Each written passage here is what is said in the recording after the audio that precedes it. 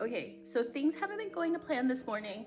Our garage has been stinking for a couple of days and we were like, what is that? What is happening? So I went to the garage this morning to go like check, and I went to go double check my car since I don't drive every day.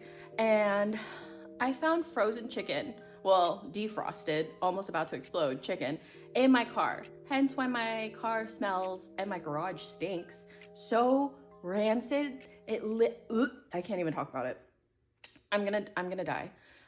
So I've been spending the morning cleaning it and trying to get as much of the stench out. I had to call a detailing company to come and hopefully get the smell out because it's foul. Absolutely horrendous. Okay, so I called the detailing people. I don't remember what I said in the last clip, but I cracked my garage. Everything is, we're calm, we're collected.